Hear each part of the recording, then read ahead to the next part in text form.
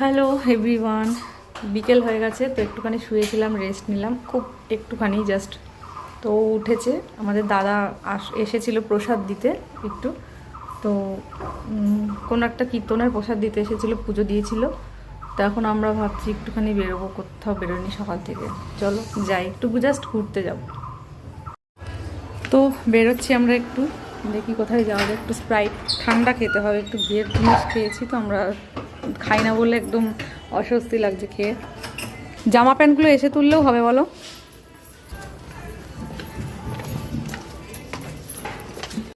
তো আমরা বেরিয়ে পড়লাম, জানি না কোথায় যাবো, বাট একটু জাস্ট ঘুরতে গেছিলাম 2-1 ঘন্টার জন্য। তো প্রথমে স্প্রাইট খেলাম দুপুরে খাওয়া দাওয়াটা হজম করার জন্য, তারপরে খেয়ে নিলাম পানটা এত বড় ছিল গলার মধ্যে আটকে গিয়ে আমার তো বমি হতে শুরু করতে যাচ্ছিল। তারপরে অনেক দিন পরে রাস্তায় দাঁড়িয়ে দুজনে মিলে কয়েকটা ছবি তুললাম, দেন বাড়ি ফিরে এসে একটু কথা বলে যে যার কাজে ব্যস্ত হয়ে পড়লাম।